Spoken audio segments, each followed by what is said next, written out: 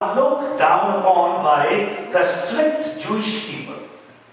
ये जो हेरोडियंस हैं, ये हेरोदेस के घराने के यहूदी लोग हैं, और क्योंकि इन्होंने रोम की सरकार के साथ संधि की है, इसलिए जो कट्टर यहूदी लोग हैं वो इनके साथ कोई रिश्ता नहीं रखते थे। लेकिन अब देखिए मतलब के लिए क्या कर रहे हैं, क्योंकि यीशु मसीह को बसाना है, इसलिए वो उनसे भी दोस्ती कर रहे हैं जिनसे उनकी पहले कभी, आपको मालूम, पिलातूस और हेरोदेस दोनों दुश्मन थे एक दूसरे के, लेकिन यीशु मसीह को क्रूस पे चढ़ाने के लिए क्या बन गए?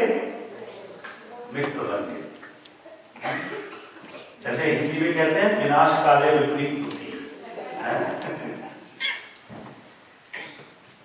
Herodians are well connected politically.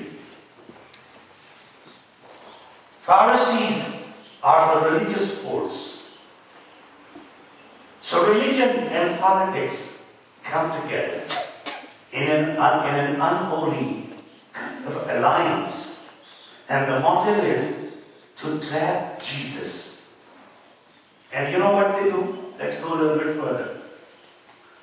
They come to Jesus and they say, "Teacher, we know that you are true and teach the way of God truthfully. And you do not care about anyone's opinion, for you are not swayed by appearances. Tell us then what you think. Is it lawful to pay tribute to Caesar or not?" You see, they come to Jesus.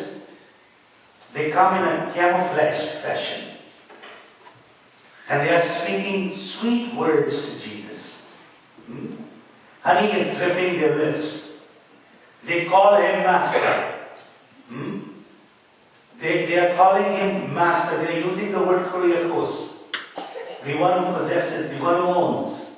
And they say, "Master, you teach the way." You know, Christianity is the way. मसीहत जो है ये कोई धर्म नहीं है, ये जिंदगी का रास्ता है। हालेलुया। सो यीशु मसीह को बड़ी अच्छी अच्छी बातें बोलते हैं, और लेकिन बाद में क्या है, क्या बोलते हैं कि हमें ये बता कि हमें कैसर को टैक्स देना चाहिए या नहीं। पहले मीठी मीठी बातें बोलते हैं, लेकिन उनके दिल में क्या है? जहर है। कई बार आपने देखा ऐसा, हम फोटो से प्रेज़ द लॉर्ड ब्रदर बोलते हैं और जप्पी भी डालते हैं और प्यार भी दिखाते हैं, लेकिन दिल में मैल होती है। फोटो से चेहरे से अच्छा दिखाते हैं, लेकिन अंदर क्या चल रहा है वो पता लगने नहीं देते। आपको मालूम, बहुत अरसा पहले रशिया के प्रेसिडेंट ने अमेरिका के प्रेसिडेंट रेगन से कहा था, जब उनकी मुलाकात की तो उन्होंने हाथ मिलाया, तो वो मैंने न्यूज़पेपर में कटिंग पढ़ी थी। उसने कहा था, हाथ मिलाते रहो, दिल मिले या ना मिले।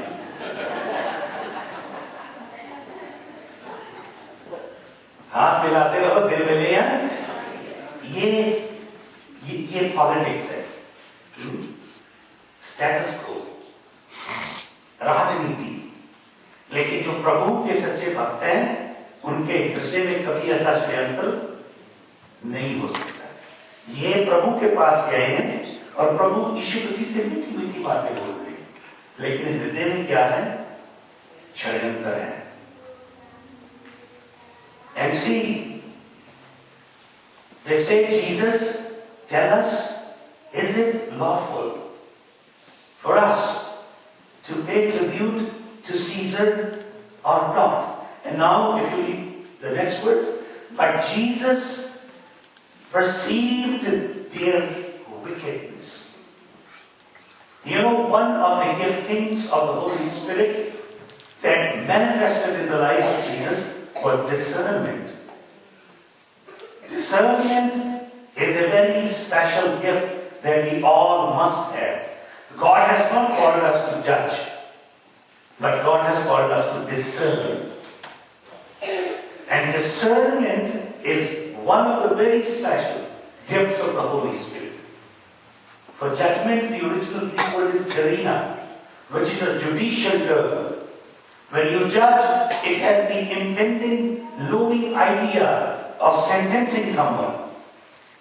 But discernment means you have the ability to discern between day and night. आपको ये पता लगता है कि काला क्या है और सफेद क्या है। हमें डिस्कर्न जरूर करना है। हमें किसी का न्याय नहीं करना, क्योंकि न्याय करना किसका हक है? प्रभु यीशु मसीह का हक है। और अभी इस समय प्रभु यीशु मसीह भी किसी का न्याय नहीं कर रहे। आपको मालूम क्यों? क्योंकि ये अनुग्रह का जमाना है, फजल का जमाना है। इसलिए अभी यीशु मसीह किसी का न्याय, लेकिन एक दिन वो सिंहासन पे बैठेंगे और क्या करेंगे? न्यायाधीश बनेंगे। और किस चीज का न्याय करेंगे? आपके जीवन का नहीं, क्योंकि आपके जीवन को यीशु के लहू ने ढांक दिया। आपके कामों का न्याय करेंगे। बाइबल में लिखा है बेमा सीट ऑफ क्राइस्ट। पढ़ा आपने? कुरिन्थियों के पत्र में पौलुस लिखता है कि हम सब एक दिन मसीह के न्याय के सिंहासन के आगे खड़े होंगे। जो कलीसिया है वो मसीह के न्याय के सिंहासन के आगे खड़ी होगी, लेकिन सारी दुनिया परमेश्वर के श्वेत न्याय तख्त के आगे खड़ी होगी। सारी दुनिया का न्याय पिता परमेश्वर करेंगे, लेकिन कलीसिया का न्याय कौन करेगा? प्रभु यीशु मसीह। और उसे पौलुस ने लिखा बेमा। बेमा आप समझते हैं? हमारे देश में बहुत साल पहले जब हम स्कूल में पढ़ते थे तो जो इंश्योरेंस होती थी उसे बीमा कहते थे। सुना आपने? बीमा जो है ये ठीक हो जाए। बीमा क्या होता था कि लोगों का बीमा होता था, और जब मान लो कोई व्यक्ति मर जाता था एक्सीडेंट में, दुर्घटना में या आपातकाल स्थिति में, तो अब उसका मरना एक बड़ी दुख की घटना होती थी, लेकिन दुख की घटना के नीचे थोड़ा सा सुख भी होता था। तो महीने डेढ़ महीने के बाद उस व्यक्ति की बीवी उस बीमा दफ्तर में जाती थी और उसे 5 लाख या 10 लाख रुपया,